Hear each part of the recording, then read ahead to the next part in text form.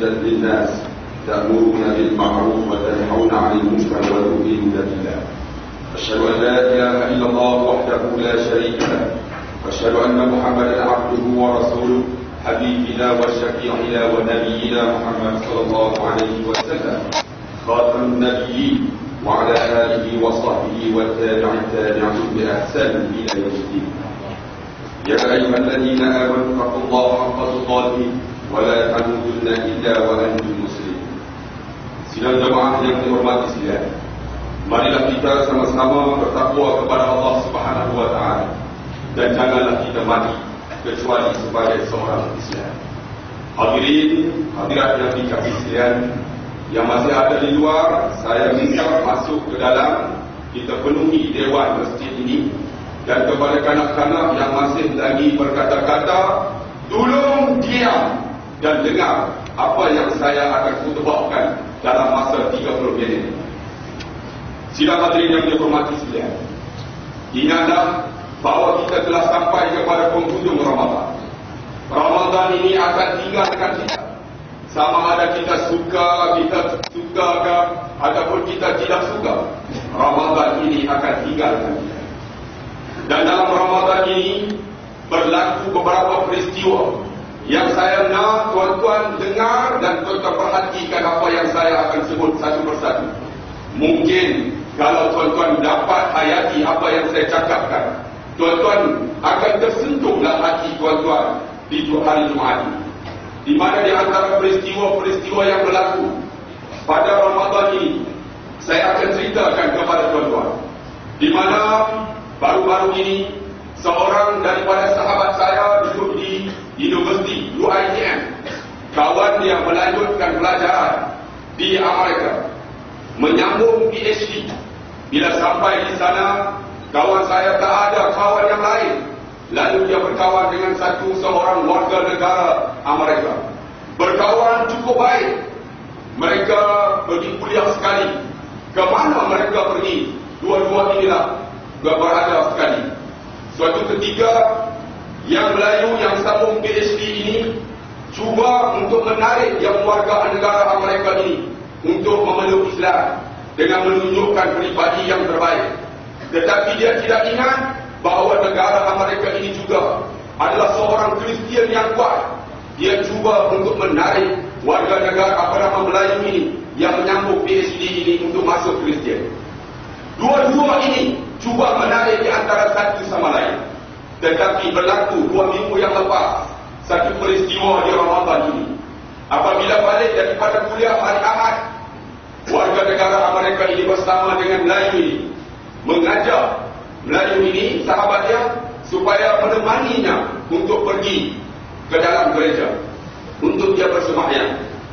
Yang Melayu ini serba salah, sebab ini kawan baik dia. Lalu dia pun pergi bersama-sama dengan warga negara Amerika tadi ke dalam gereja. Bila sampai di gereja tadi, semua tempat duduk dipenuhi oleh manusia. Tak ada satu tempat duduk yang boleh diduduki. Kemudian di ujung sana di satu sudut ada satu bangku yang kosong. Lalu 2 orang ini duduk di sana.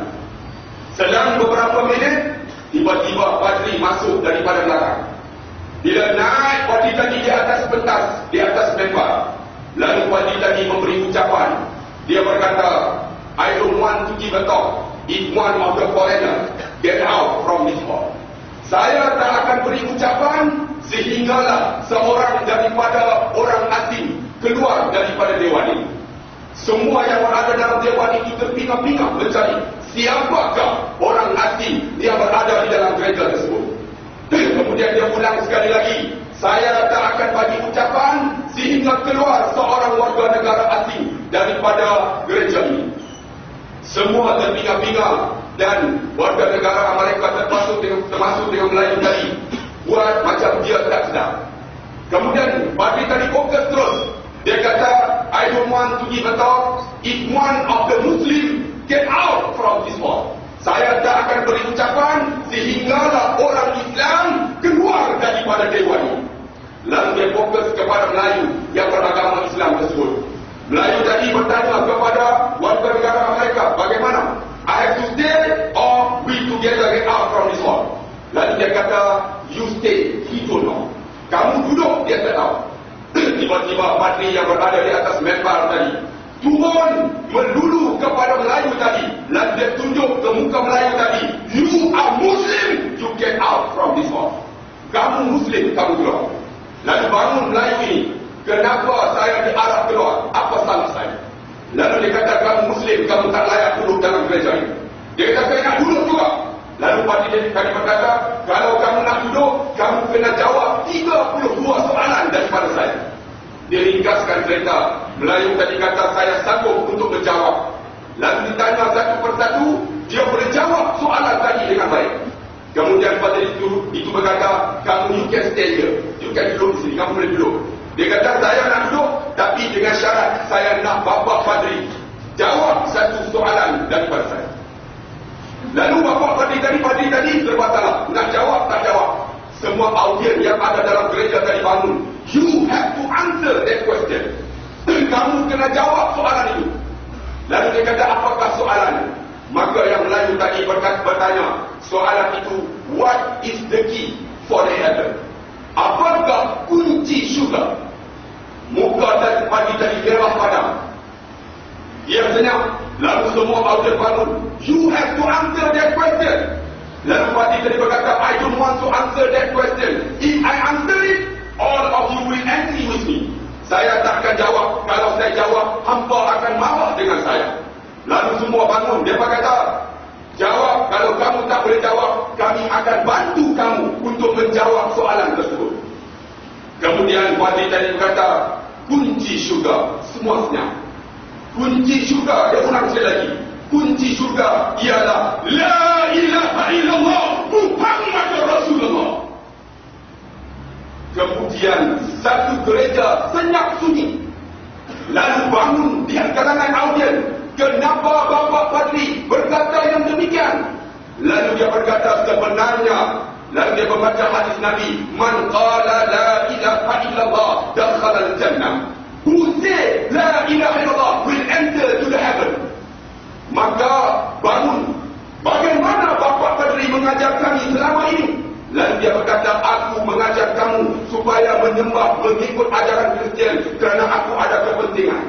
Sebenarnya aku target, bila aku nak mati esok, aku akan dapat mengucap la ilaha illallah dan aku akan masuk syurga. Akhirnya seluruh yang berada di dalam dewan tersebut bangun. Lalu mereka mengangkat tangan, dan lalu mereka berkata, kami pun nak ucap kalimah itu. Maka mereka mengucap la ilaha illallah Muhammadur Rasulullah beramai-ramai. Akhirnya satu gereja memeluk Islam. Tuan-tuan, peristiwa ini berlaku di dalam Ramadan ini, tetapi tak disiarkan di dalam mana-mana media massa. Tuan-tuan, inilah hidayah Allah. Wa ma arsalnaka illa rahmatan lil alamin. Nabi Muhammad itu diutuskan sebagai rahmat